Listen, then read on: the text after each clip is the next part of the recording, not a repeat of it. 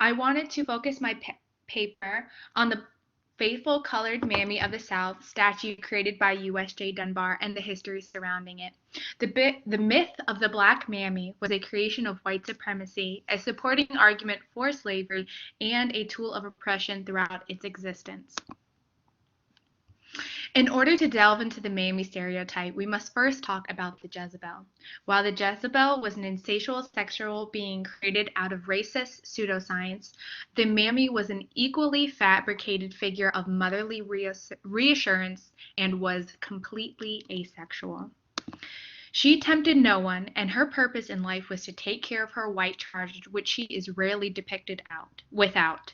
She is often portrayed as an older, darker, heavier set, modestly dressed Black woman, as you can see in the image on my slide here.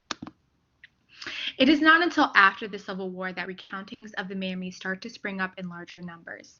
In memoirs written after the Civil War, pictures were painted of Black house slaves who took their jobs of caring for their slave owners' children as more than a task, but rather had a genuine love for their charges.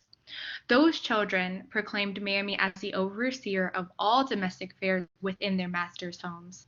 She was remembered as a source of great wisdom and a confidant to the people she served. The Mammy was said to have been repaid for her services to her family with care as she grew older and was no longer able to carry on her duties. The creation of the Mammy image not only protected white homes from Black temptresses, but it also countered the claims that slavery was cruel and degrading.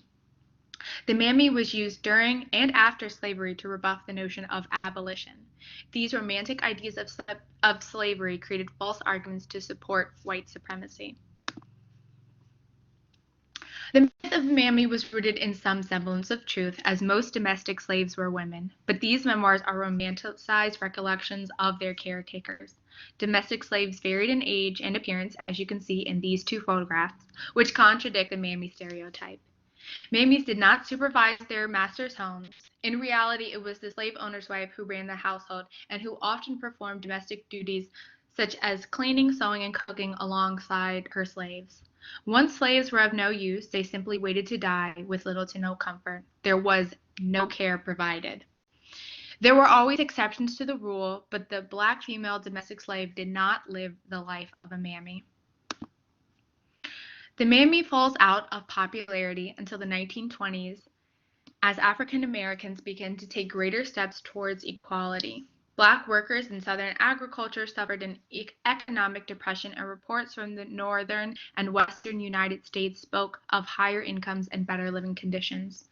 Tighter immigration laws after World War I left industries with a labor gap that desperately needed to be filled. This, in conjunction with the sharecropping system that burdened workers with a disproportionate amount of work to income, forced the workers to venture north during the Great Migration in search of opportunities. Black people were also escaping laws that aimed to keep them separate and unequal. Jim Crow laws forbid Black people from existing in the same public spaces as white people. Southern society also kept Black people from participating in politics, relegating them to a stationary level of equality. Unfortunately, migrating African Americans would not find much better conditions and opportunities in the North. Social limitations relegated Black people to ghettos and low-wage, substandard jobs. However, they did find better economic and educational aid in the North, but faced the same type of racism as they did in the South. African Americans continued to search for ways to improve social equality. Black people saw World War I as an opportunity to display their commitment to America as equal to white people. However, Black people were relegated to labor battalions and service regiments, with the exception of the 364th Army Regiment from Harlem. Their attempts to counter racism with enlistment failed, and they were no closer to the goal of equality. The Ku Klux Klan was revived to put a stop to these advancements, as it posed a threat to the system of white supremacy. The creation of the National Association for the Advancement of Colored People in 1910 seemed to solidify the Klan's fears. The KKK saw the NAACP as a counter to their own organization, with one Klan member equating the NAACP as a black version of the KKK. The second wave of the KKK came in the early 1920s as a response to African Americans pushing back against the racist status quo in America. Any slight action, such as seeking better jobs and enlisting in the army, was seen as severe retaliation to the world that they lived in. These efforts were met with brutal measures by white supremacists who feared that their power was being tested. Their fears created conspiracies of black people secretly meeting to incite a race war. The only way to counter movements by black people was to respond with extreme violence, which led to the Red Summer. The summer of 1919 was a change in behavior for black men as they began to fight back against instances of racially fueled violence and social inequality. Riots erupted around the United States stemming from racial violence instigated by white supremacists. If you look at this graph, you will notice that although there is a decline in lynchings in America, there is a spike right before 1920 indicating the Red Summer. This also marked a point in time where the KKK realized that black people were beginning to physically fight back against social inequality. Now, there were other ways that those who supported white supremacy could do so without the use of violence. This is where the United Daughters of the Confederacy step in to protect their way of life.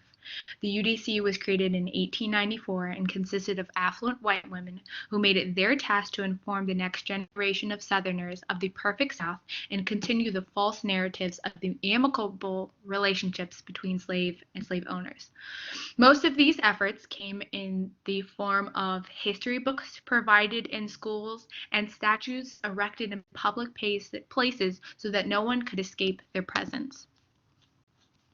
In 1922, a bill was created to build a, quote, monument in memory of the faithful colored mammies of the South, end quote, in the state capitol. This bill described the statue as a, quote, gift to the people of the United States, end quote, and it was to be created by U.S.J. Dunbar. The statue was never created, but the maquette can be seen in this photo, and it is the quintessential image of the mammy. She's an older, heavier black woman with a scarf on her head, modest clothing, and 3 white women accompanying her. The plan for the mammy crumbled as African Americans vehemently fought against a symbol of oppression being built in their state capital. W.E.B. Du Bois was one of the loudest activists against the project. He encouraged black newspapers to write articles condemning the statue and criticized the mammy in his own literature. It was the avid protest from the black community that brought the construction of the statue to an end. Although the Dunbar statue was not created, the UDC had already included the mammy figure in a Confederate monument in Arlington, Virginia in 1914. You can see here in the center left that she has all the attributes of the stereotype. It is no wonder that the UDC, like the KKK, decides at this point in time to remind America of the mammy. This is an attempt to signal black progress. The Black Mammy statue aimed to remind black people of their true roles as servants in the eyes of a system of white supremacy. This was not a gift, but a tool of oppression and a reaction to black people threatening the social norm. Even though this statue was never created, the mammy stereotype would be engraved in American culture forever. The mammy found its way into American culture through movies such as The Birth of a Nation, based on the book The Klansman by Thomas Dixon, and Gone with the Wind, based on the book of the same title by Margaret Mitchell. Both of these films featured a black mammy character, and each received accolades upon their release. President Woodrow Wilson remarked on The Birth of a Nation's truthfulness when in fact it painted a highly distorted scene of the South. Gone with the Wind's Hattie McDaniel, who portrayed the mammy in the film, won an Academy Award for Best Supporting Actress. She had to answer,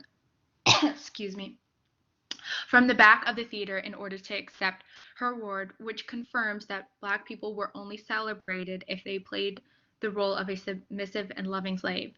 With these honors, the mammy became a winning combination and embedded itself into American culture, thus influencing the way that people view slavery and black women under the structure of white supremacy.